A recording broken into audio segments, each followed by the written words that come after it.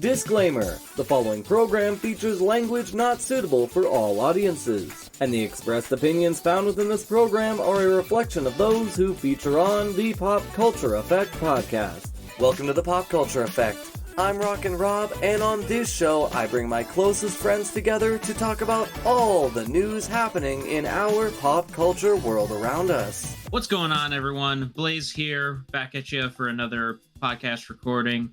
Got two of my friends. Why did I say three? There's three of us, two friends here with me today. I got Gemini here with me. Hello. Thanks, Gemini. I said hello, didn't I? You were completely silent. It captured on my end, but hello. I think it did. I don't know, but hello. Hi, it's me, the resident goblin. Hello. And I got the other Tyler Menace here. Hello. Got a few things to talk about in the podcast today.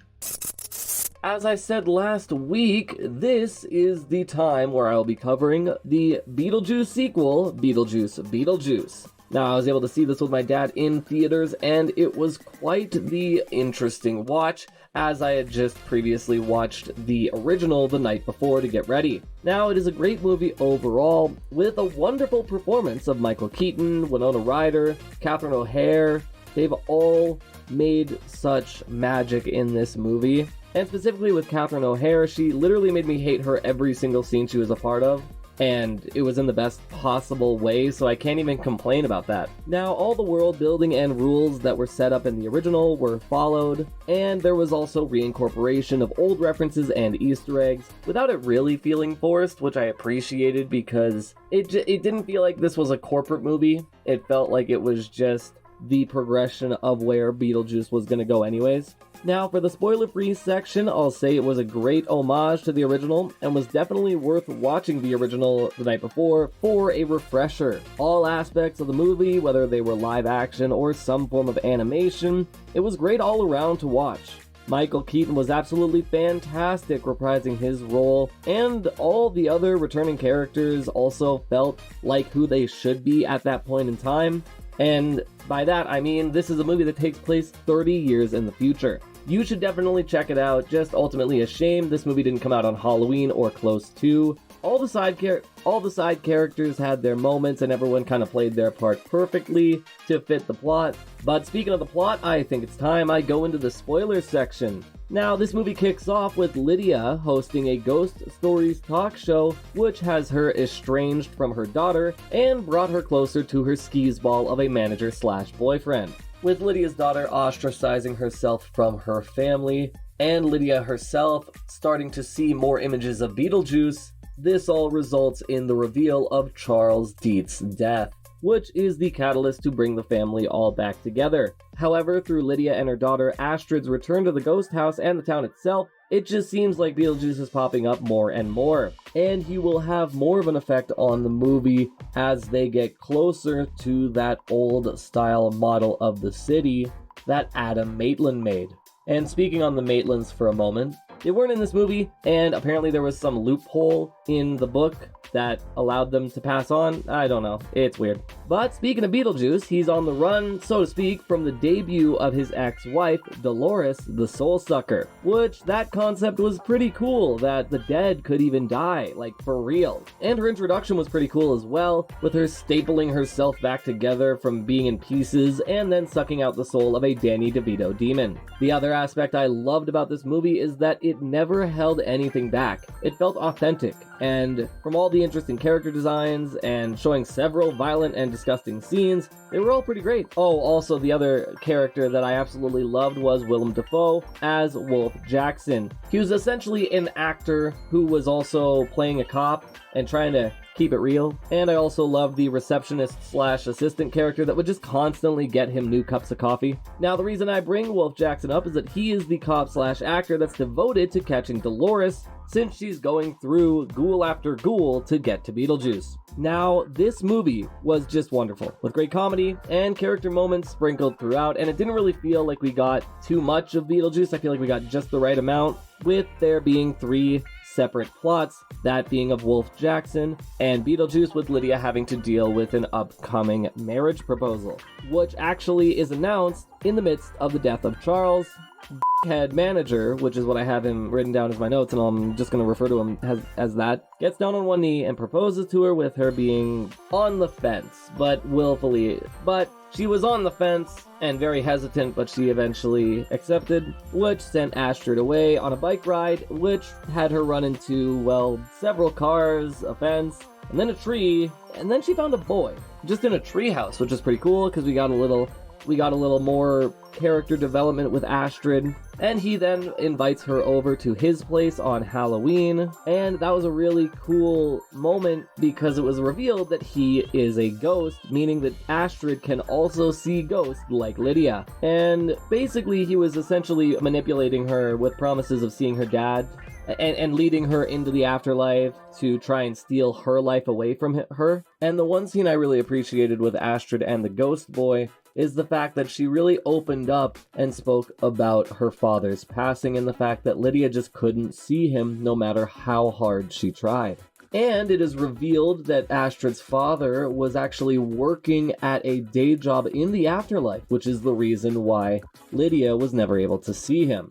However, he does have a heart-to-heart moment with both of them, revealing that he does check up on them from time to time, which honestly was really heartwarming. Now Astrid gets saved, obviously, and all these plot points come together at the dreaded wedding scene after a really cool string of events in the underworld. Now, one thing I will say about the wedding is that because Lydia's fiance is a dickhead, he invited a bunch of social media influencers, so now either people have actual footage of Beetlejuice or they were just filming nothing. Well, I guess they ended up filming themselves because Beetlejuice pulled off one of the craziest tricks I've ever seen. Essentially, he had made everyone suck themselves into their own smartphones, and it was a part of the movie that actually made me squeamish. This was a wonderful movie overall. The wedding scene had a wonderful end, but I won't give that away, so you have incentive to go watch it. And I do hope they avoid making a third movie, because then everyone will be summoning him constantly. We definitely don't need a Beetlejuice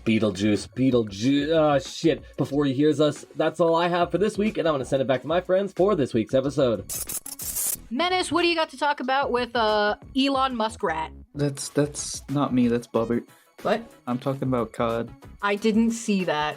Anyway, let me restart. It literally says Rob. Does Menace look like a Rob to you? Where does it say? In the topic. Oh, it does. All I saw was okay, never mind. What do you have to talk about What do you have to talk to us about a specific type of fish? I'm hilarious. Okay. We go goblin mode on us. Oh yeah. I don't have anything about fish, but this week we did have COD Next, the Call of Duty, showcasing the next iteration that's coming out, which is Black Ops 6. And since then, we actually had the beta come out for past 2 days. Definitely dating the video. You're welcome, Bobbert. So honestly, I told Blaze when this game was starting to come out and news was starting to come out that if this didn't feel different, I don't care if it's on Game Pass, I'm not playing it, and I've been loving it. So I want to go over the features that were announced for the game in the COD Next and some of the zombies features for people that like zombies and for Bobbert's sake. So first off, zombies fanatic. Oh yeah, don't get me wrong, I am too, just not to the extreme that he is. I feel like the fact that zombies can be paused now and gone back to later is going to be a godsend for him. With his, not even just paused. You can quit and save one singular run of zombies and then come back to it. That's going to be a godsend for Robbie. Mm-hmm. I mean, technically, the first game that included a save feature for Call of Duty Zombies was the iPod version of World at War. Yeah, I would play that a lot in grade school. And you can have people join and leave whenever you want without it messing up the game. Pretty cool. I'll get more into some of the features that are in there in a minute.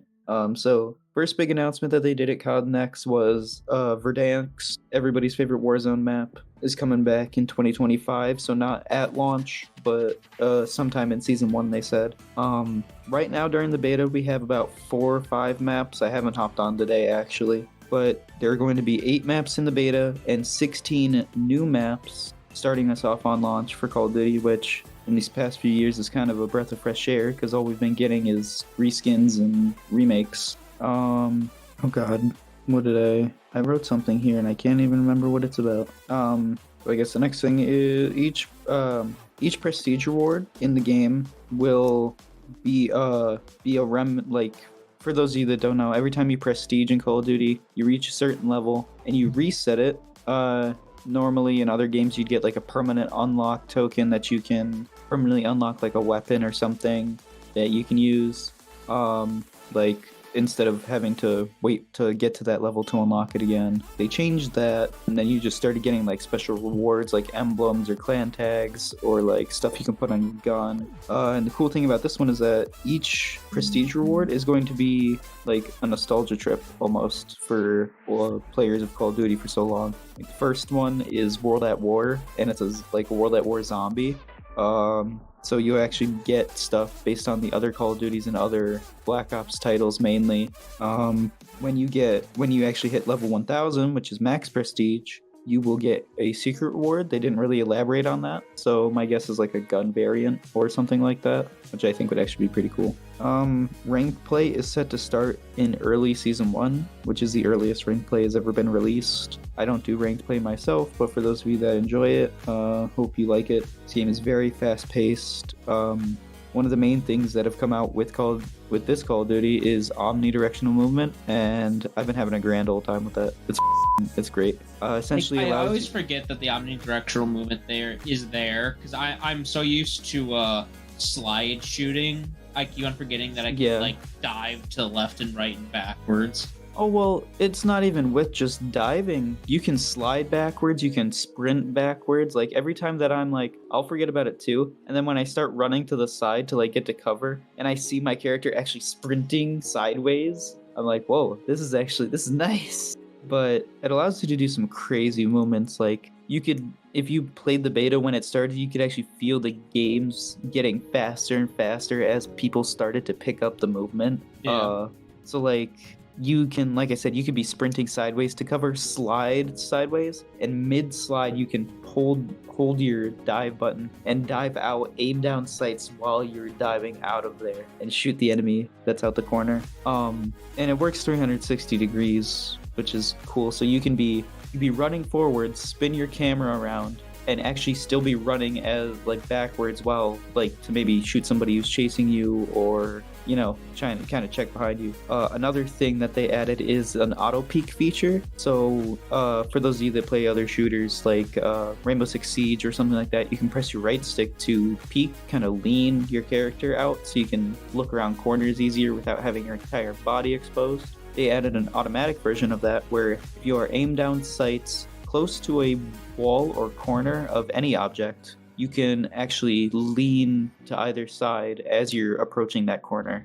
Another, and this is my favorite feature in the entire game, is they added recently in the last few, I want to say 4 iterations of Call of Duty, you've been able to execute people, which you hold the melee button behind them and you'll do the cool animation. Now they added meat shields, where in like actual interrogator or like hostage fashion, you can go up and double press your melee button. You can also change these features, and you can grab them and have them as a human shield. My favorite thing that it does is when you go into this animation, it actually unlocks proximity chat between you and the person you're holding. So you can actually have conversations. And my favorite thing to go up is just go up and grab somebody and just be like, hey, little mama, let me whisper in your ear.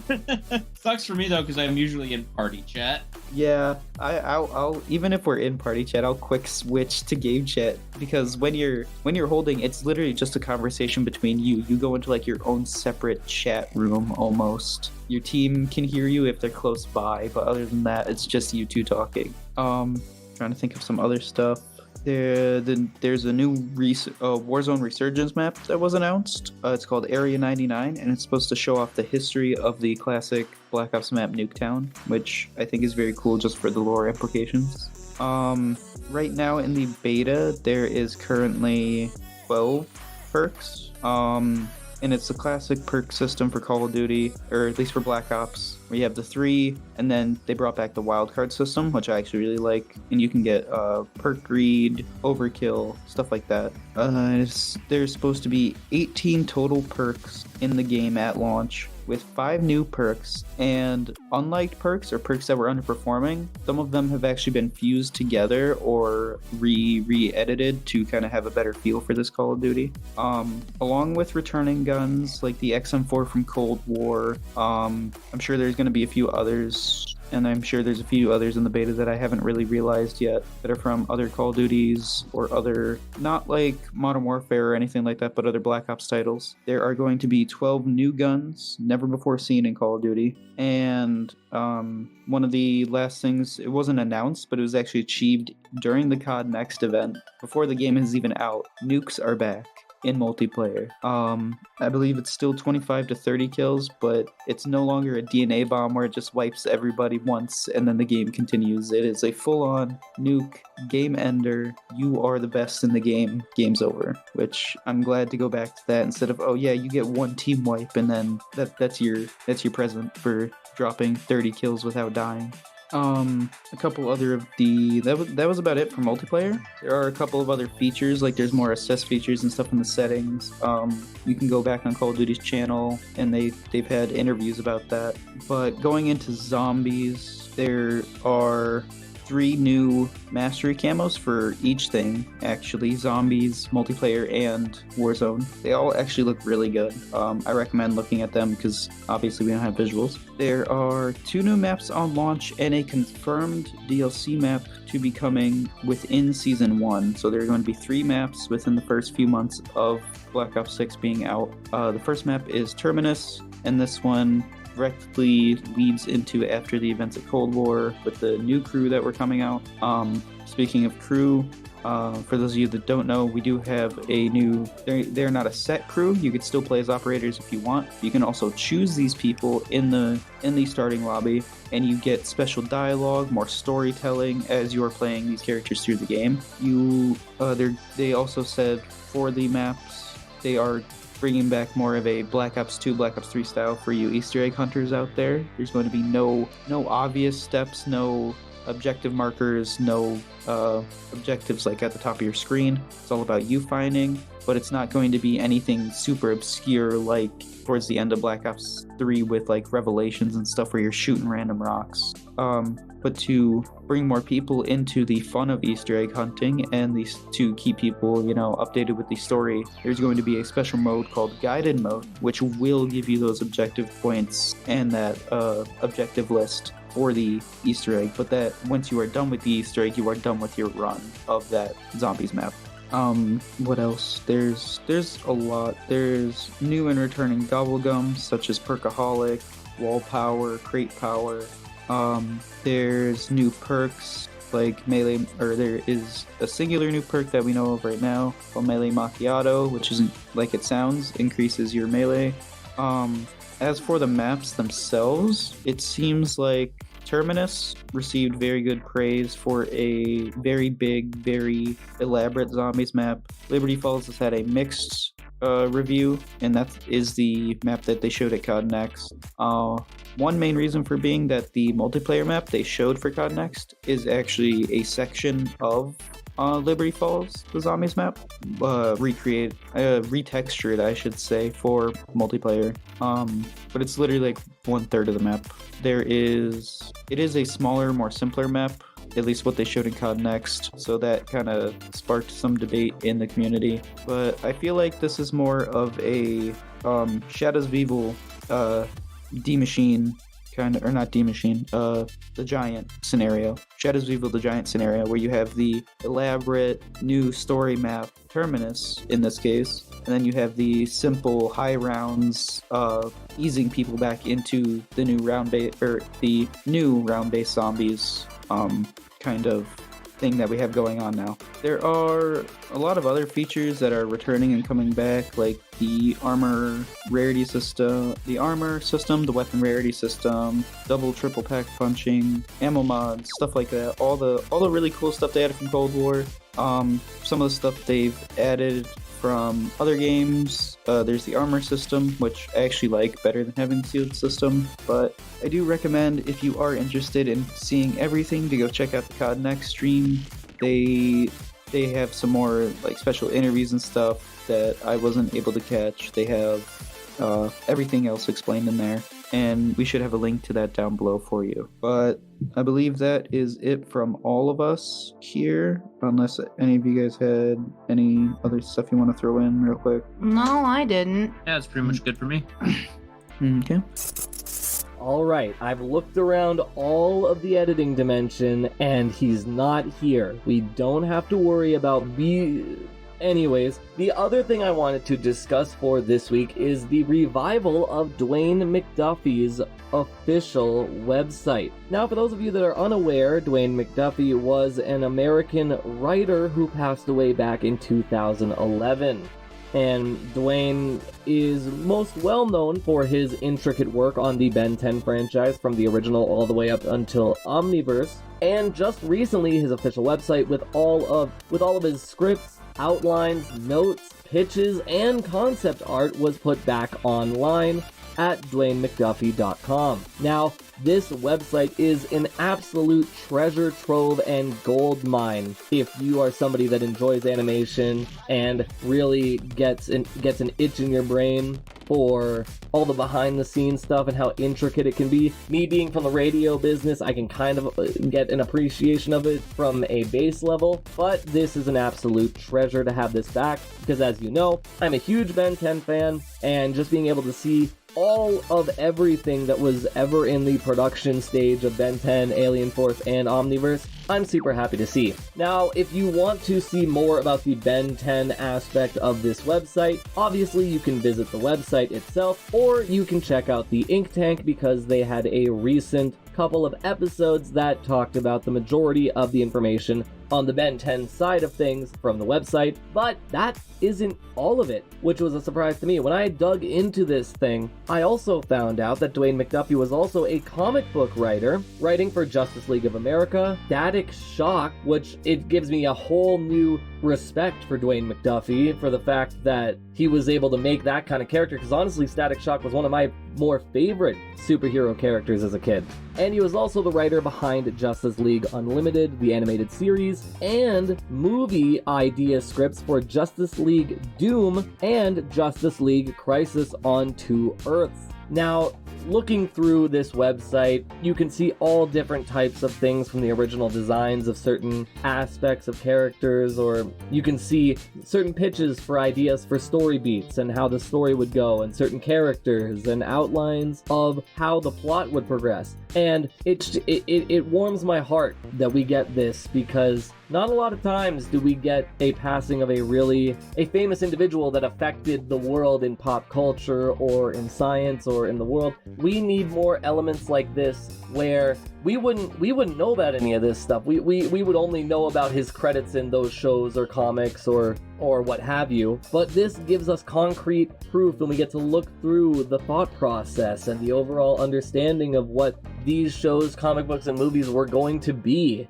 So I truly want to say from the bottom of my heart, thank you, Dwayne McDuffie, for not only creating some of the most amazing characters and shows that we will ever see, that I will ever see, but also thank you for your contribution to the world of pop culture and media as a whole. Rest in peace, Dwayne McDuffie. But so I don't end things on a sour note, I just want to say that truly, Dwayne McDuffie was one of the most influential people to affect like the comic book world, the animated show world. He will truly be missed, but all of his work has been able to inspire so many different people. Think about the fact that another Rob, Curl the artist, he was inspired by Ben 10 to create his own show, 5YL. And just to expand on the 5YL, I just want to give an update that the latest episodes are amazing, and the introduction of Divinity is by far the coolest thing I've seen in a YouTube animation in a very, very long time. It's just It is incredibly sad for the loss of Dwayne McDuffie, but he was able to inspire so many people, and he has such a legacy to leave behind. And I'm sure he'd be smiling down looking at all the people that are interacting and expanding on his original work. And I hope you all go out of your way to look through Dwayne McDuffie's work and be able to see the creative genius that he was. But that's all I have for this week. And now, I'm gonna go watch Monday Night Raw live and get to see Uncle Howdy. But I'm gonna send it back to my friends to end this week's episode. But that'll be it from us. If you're watching on YouTube, make sure to like, comment, and subscribe. And if you are watching on CJSW, make sure to go check out our other episodes and the other wonderful shows that we got going on over there. But that will be it from us. I'd like to thank Trin for joining us. A pleasure as always. And Blaze. And we will see you guys in the next one. Bye. Bye-bye.